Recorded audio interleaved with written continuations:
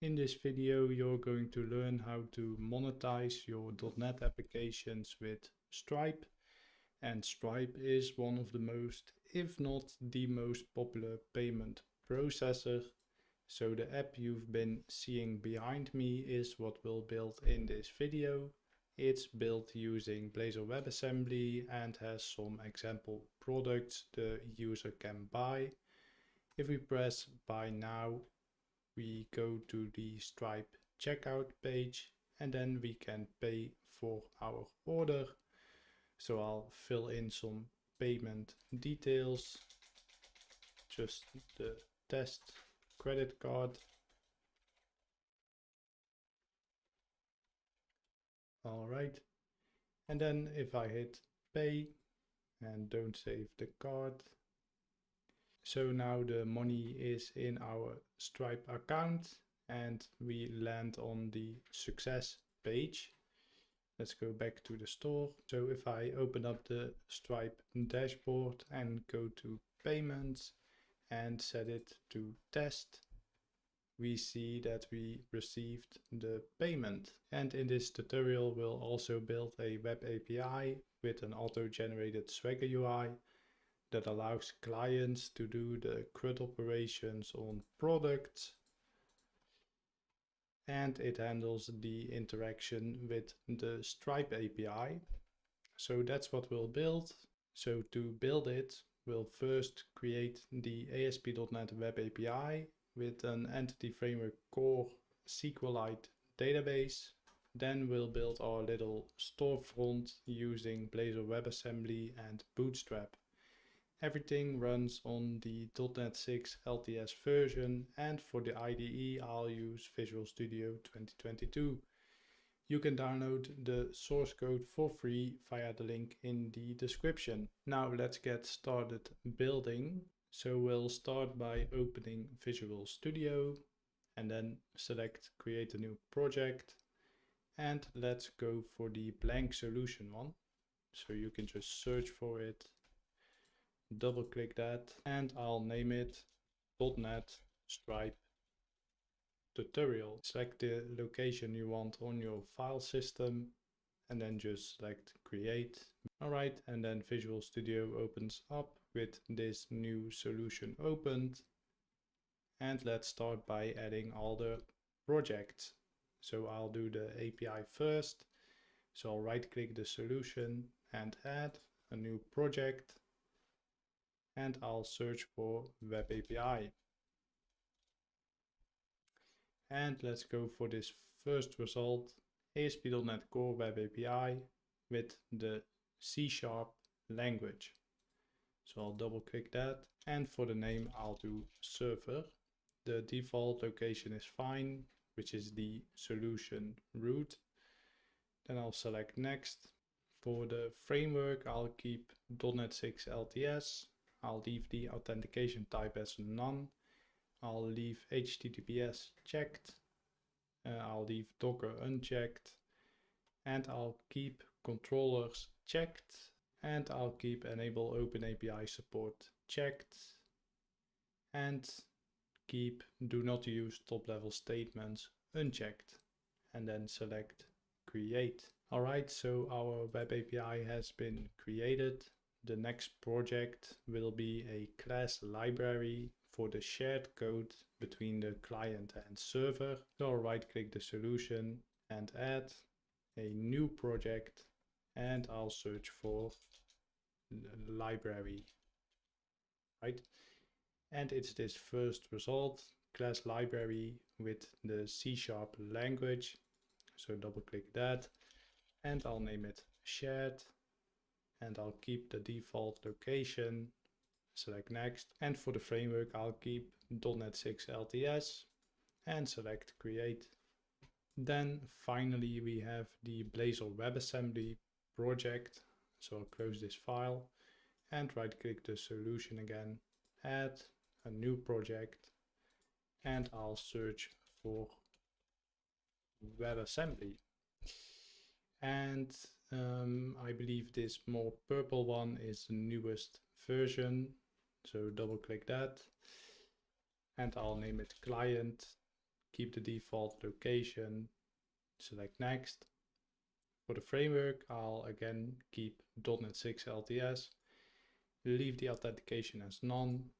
I'm gonna leave configure for HTTPS checked and leave the rest unchecked, and then select create. Okay, so we have our projects now. Let's work on the data layer, and we'll start by creating the product model. So open the shared project and let's delete class 1, and I'll right click shared and add a new folder, and I'll name it models. I'll right click models and add a class, and I'll name it product. And I have prepared some snippets to reduce typing. Go ahead and open the snippets article linked in the card above me now or in the description below. And it's the first snippet titled product.cs. So I'll copy that code and go back to Visual Studio, select all and paste. Save that. So it's a very simple model. It has just an ID, which is a CRUD as a string. It has a title, description, image URL, and last but not least, a price. Okay, so that's the product model. Let's generate a database with Entity Framework Core and add this as a products table. So for that we need some NuGet packages. So I'll right click server and manage NuGet packages and just close product. Go to browse. So the first one is Microsoft.Entity Framework Core, which is also the most popular one, I believe, because it's at the top here in browse. So I'll install that, the latest version, accept the license. All right, and I'll just copy the name here and paste it, and then I'll add .design. So we also need this one, so install that, accept, and instead of .design I'll do .SQLite, and it's this one, so also install that and accept. Lastly, we also need Stripe, so I'll search for Stripe, and it's this first result, stripe.net by Stripe and James Davis. So install the latest stable. I think it's installed. All right, there we go. And if you prefer, you can also update Swashbuckle to the latest version. All right, let's generate the database now. In the server project, I'll create a new folder. So just close this tab, right click server, add a new folder, and I'll name it data.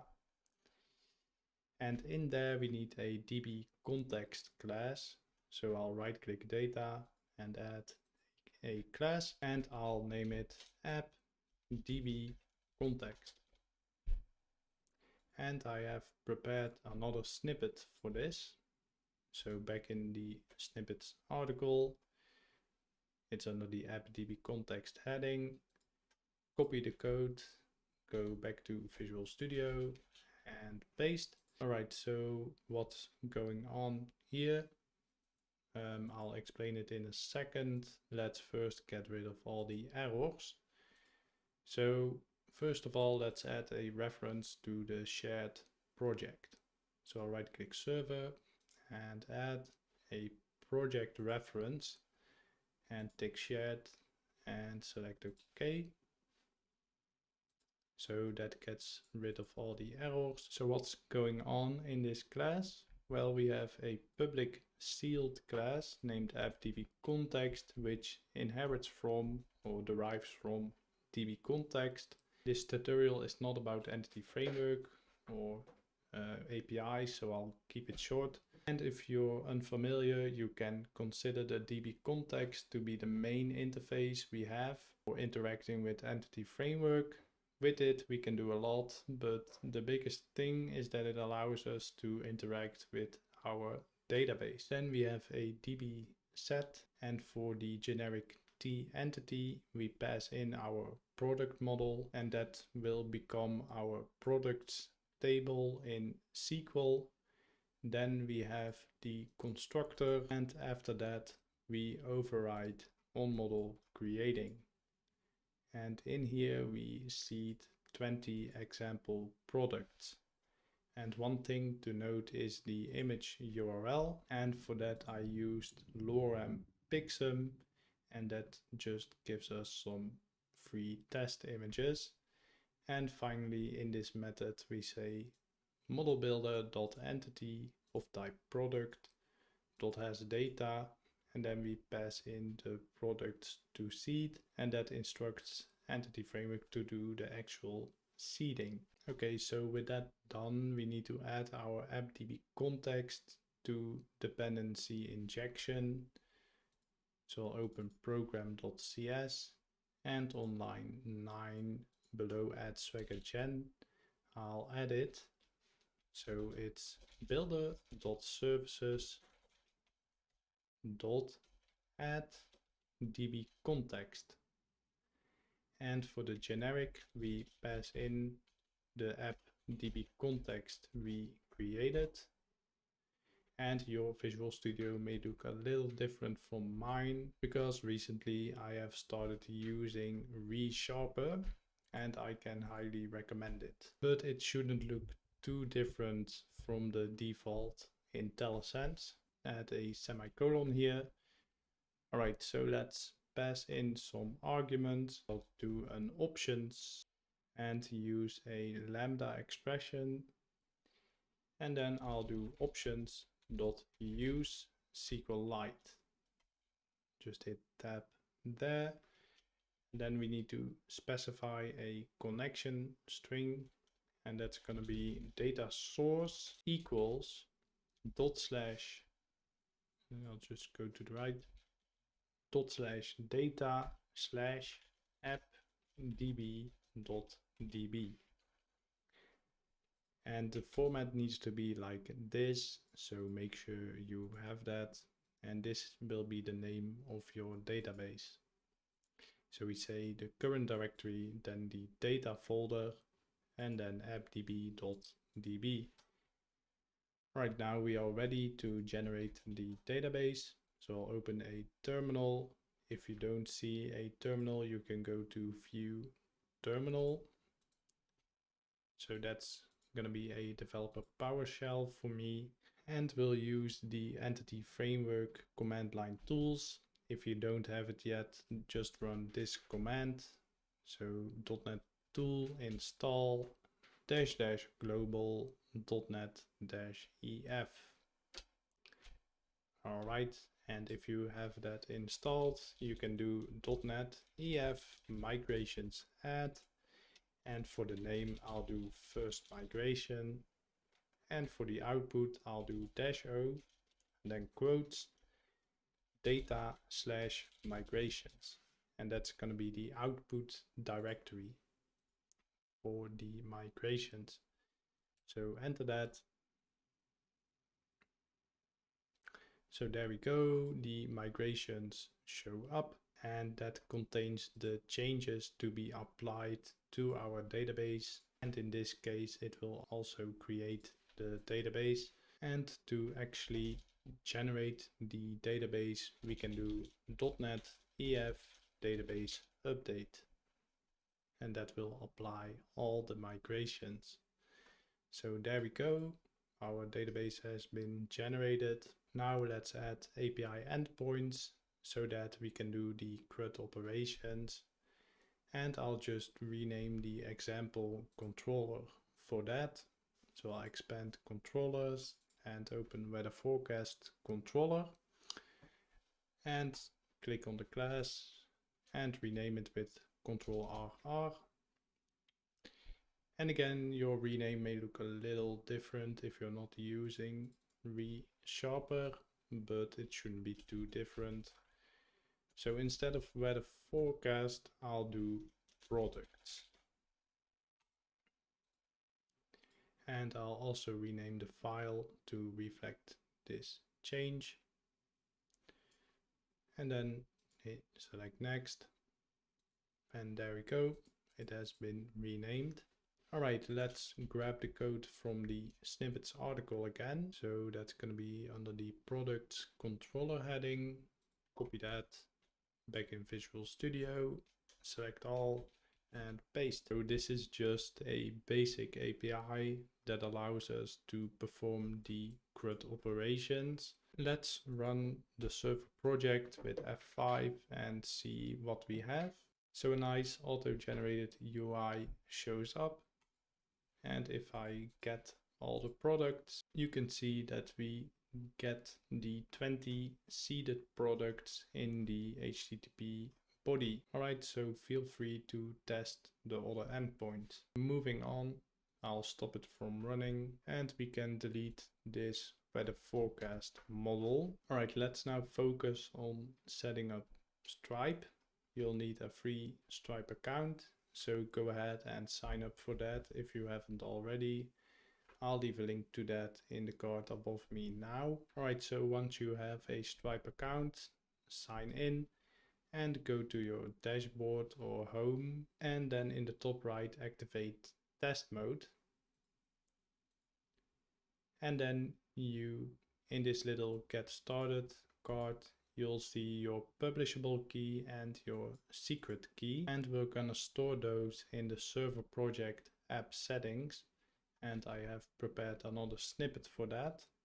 So in the snippets article under app settings, copy the code and go back to Visual Studio and open up app settings.json, select all and paste. So only the Stripe entry has been added with the pub key, which is the publishable key, and the secret key. So let's grab those from Stripe. So I'll copy the publishable key, select everything in the quotes and paste.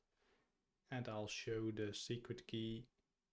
Click to copy that, back in Visual Studio, select everything in the quotes and paste. Save that. If you're wondering what those keys are for, you can check out the Stripe docs. I'll link to this article in the description below. So here we can see that the keys are used for authenticating API requests to Stripe. So we have a publishable key, which you can use mainly to tokenize payment information. And we have a secret key, and that is to actually call the Stripe APIs. So to actually set up Stripe, we need to go to program.cs, and I have prepared another snippet with the finished program.cs. So let's use that. So back in the snippets article, we have the finished program.cs heading. Copy that code, go back to Visual Studio, select all and paste. Alright, let's go over this code. So first we have the Stripe configuration static class, and in there we set the API key so that we don't have to do it for each transaction request, and we grab that from the app settings.json via builder.configuration and then the Stripe entry, and then we drill down to the secret key entry. Then we set up course so that we don't get errors later on, and we also do add routing and set all the endpoint URLs to lowercase. Then no changes for a while. Then if we scroll down, we see calls to use course and use routing, so that ASP.NET knows to activate those. Alright, let's save this and let's add another model that stores some data Stripe needs. So I'll first close all the tabs, then I'll open up shared and right click models and add a class, and I'll name it checkout order response. And I'll remove all the using statements and change the class to be public. And I'll explain in a few minutes what this model will exactly be used for. Let's add a few properties. So I'll do prop tab tab, and it's going to be of type nullable string, and its name will be session ID, and that's a typo. So I'll do capital ID. I'll add another property with prop tab tab. Type is nullable string, and the name is pub key. Let me explain what this will be used for. So this has a session ID, and each payment process one of your customers goes through is called a session by Stripe, and those sessions have an ID. And with the ID, you can get all the session data you need. Some examples are customer email, customer name, product price, order total, etc. And we also have the publishable key here. Basically, we send this response to the front end when buy now is clicked, and then the front end opens the Stripe payment window, passing in this data to Stripe. Okay, so now let's add that API that will handle the Stripe checkout or payment process when the front end calls it. So I'll open up server and controllers, and I'll right click the controllers folder and add a class, and I'll name it checkout controller. Of course, I have a snippet for you to speed things up. So in the snippets article, I'll go to checkout controller, copy that, select all and paste. So let's go over this code. It's a standard ASP.NET controller, and the attributes here say that the route should be the name of the controller. So in our case, it's going to be checkout. And we also say don't put this in the auto-generated Swagger UI. Then we inject iConfiguration to get access to the app settings, so our Stripe keys. Then we have the checkout order endpoint. So first of all, we get the URL of the client calling this endpoint, and we store that in the WASM client URL static string variable. There are definitely better ways to do this, but this is kind of a quick and dirty way. Then we get the URL of our web API. And if that is not null, we start the checkout process by calling the checkout method. Right, so if we scroll down a little to the checkout method, so here the actual Stripe checkout session gets created. First of all, we specify some options, and we specify some URLs. Stripe calls when certain checkout events happen. We have success and failure or cancel, and success will call another endpoint in this controller, and cancel will navigate to the failed page of the front end. Then we specify the payment methods. I think only CRUD is available in test mode, but Stripe supports hundreds of payment methods. Then we have the line items, which are basically the products that are sold. We add price data to that, and there we specify the unit amount in USD cents. You can use whatever currency you prefer. Then we can specify some product details in product data, like the product name, description, and any images you might have. Then we set the quantity to the amount being sold which in our case is always 1. And then we specify the payment mode. And this payment string indicates a one-time payment, but Stripe also supports recurring subscription payments. Then we create the new Stripe session and return the session ID to this method's caller, right? So then here we have the session ID.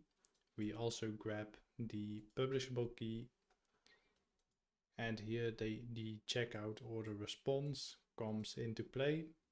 So we create a new checkout order response and fill in the 2 properties, and then we return an HTTP 200 OK response with that checkout order response object in the body. So this will be returned to the Blazor WebAssembly frontend. Finally, let's take a look at the success endpoint. So all the way down. So Stripe will call this endpoint if the customer paid successfully. So we get the session ID in the query parameter, and from that we get the session from Stripe, and there you can extract all the customer and order data you'll need and store them in your database. Then we return a redirect HTTP response to Stripe, and that will cause our front end to open the page we specify in the URL, which is just the success page on the front end. Okay, so this is the backend done. Now we can move on to the Blazor WebAssembly front end. So I'll tuck everything in and close everything. So I'll first get rid of the boilerplate. So in pages, I'll delete counter and fetch data, and I'll open index and remove the survey prompt. Save that. We'll grab the rest in a few minutes from the snippets article. Then in the shared folder, I'll delete survey prompt and open nav menu.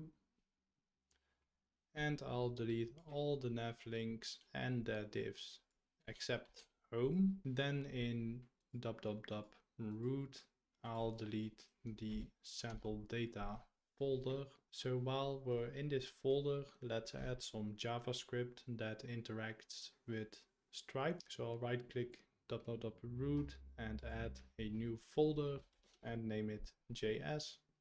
And I'll right click JS and add a new item.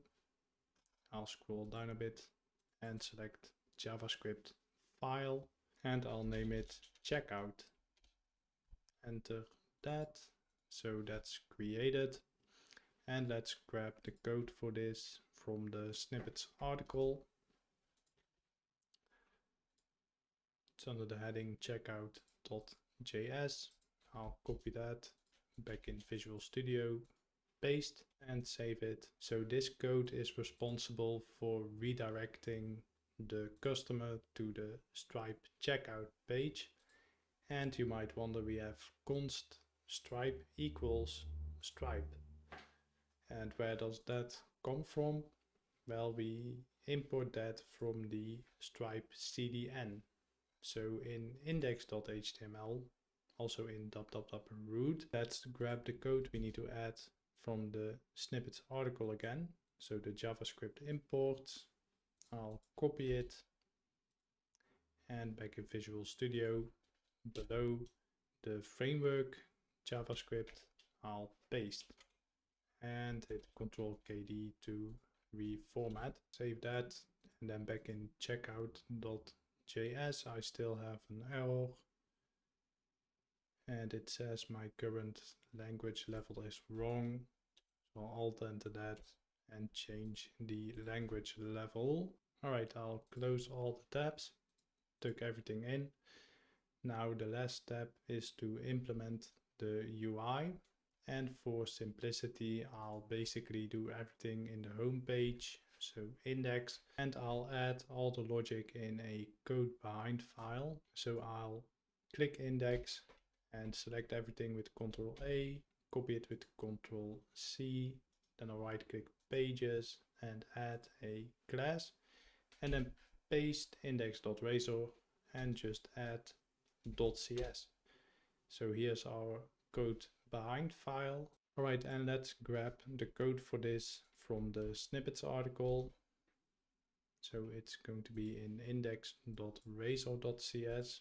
Copy that, back in Visual Studio, select all and paste. And there are some errors in here. Let's first add the reference to the shared project. So right click client and add a project reference, and I'll take shared and select OK. There we go. Save that. And then we have newtonsoft.json. So on line 40 we use it. If you click on it and alt enter that, it should say install package newtonsoft.json and import. So I'll try that, and there we go. So that works. Alright, so all the errors are gone. Let's go over what's happening here. First of all, we inject the HTTP client and the JS runtime so that we can do JS interop and do HTTP requests. And we set the values to default exclamation mark. So basically null exclamation mark, because dependency injection makes sure these are not null. Then we have a list that stores all the products and an IEnumerable of type product array, and that stores the products in chunks of 4 so that it's easier to display them in a grid. And then we have the dev API base address, so the development server API base address, and your port number will be different. So let's fill in the correct value, which we can see in server properties launch settings, and it's this URL in the server profile. So I'll double click the port of HTTPS and copy that, and back in index.razor.cs I'll double click the port here and paste. Save that. Alright, then we have uninitialized async, a Blazor lifecycle method. This runs when the component is first initialized. Here we get all the products from the server, and if that worked, so if they are not null, we chunk them in little arrays of 4. And then we have the event handler method, basically for when the customer clicks on buy now. There we call the checkout endpoint, and then in the body we send up the product that's being bought, and we ensure that the server returned a success status code, else an exception will be thrown. Then we get the server HTTP response body and get the checkout order response object by deserializing from JSON to C#. And then we use the JavaScript checkout function we created and pass in the public key and the session ID. And that's all Stripe needs at this point to allow the customer to pay. When that runs, the customer will be redirected to the Stripe payment page. Right? So now let's add the display code for this. So I'll open index.razor and let's get it from the snippets article again. So under index.razor, I'll copy, back in Visual Studio, I'll select all and paste, save that. So what's going on here, you may ask? Well, we have the page title, then a heading with store and a horizontal line. Then we check if products in chunks of 4 is not null, and if so, we loop over all the product arrays with chunks of 4 products in them, for each chunk, we add a row, and then we loop over all the individual products in the chunk. And for each of those, we add a column and display the product information in a card. And it also has the buy now button. All right, so that's that. And if the products in chunks of 4 is null, we display a little loading thing. So we're almost done. Now I want to add the success and failure pages. So I'll right click pages and add a Blazor component, and I'll name it success. First up, let's add the add page directive, and this needs to match what you specify in your checkout controller. So for this tutorial, it's going to be /success, and for the rest you can add whatever you want here. So I have a page title with success, just a heading 1 with thank you for your purchase, and a back to store button. I'll save that. So this is very lean.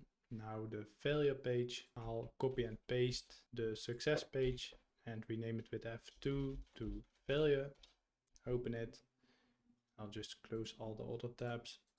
So for the route, I'll do /failed and change the page title to checkout failed.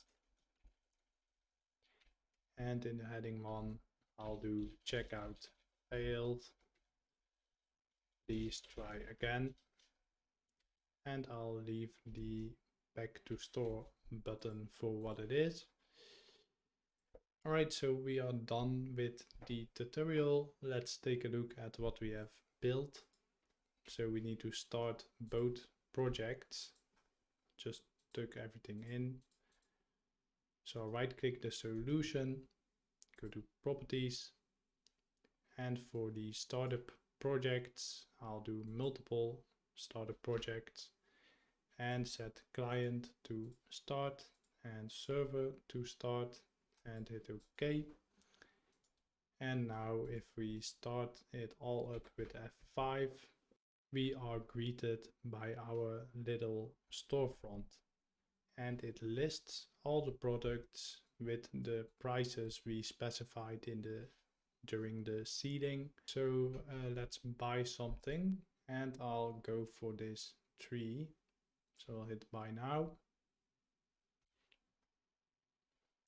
And there we go. Stripe opens up and we see the product details in Stripe, which is nice.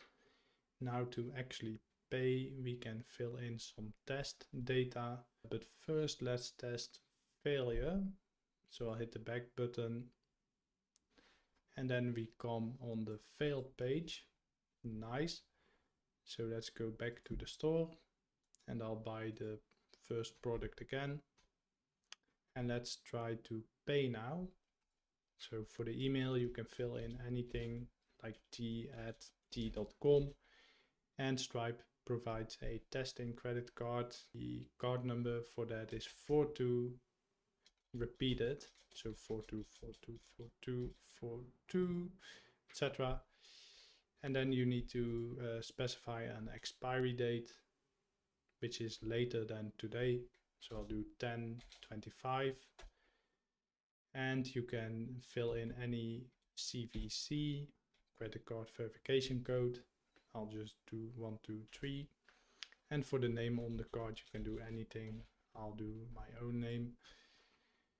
And I think it auto selects your country or region, and feel free to check this little box. I'll leave it unchecked. And then I'll select pay and don't save. And there we go. Our purchase has been completed. We come back to the success page. Awesome. So now let's check if we actually got paid in our Stripe dashboard. You can go to payments and make sure it's on test mode. And then we see 3 transactions came in. That's right, because I clicked another product accidentally, and I cut it out of the video. And then we see the second one where we cancelled, and the third one where we actually paid. Alright, so it works. So there you go, that's how you can implement Stripe in .NET 6. I hope this video was useful to you. If so, please like and subscribe to help the channel grow. You can download source code and other resources for free from the description below. That's all from me. Good luck on your developer journey.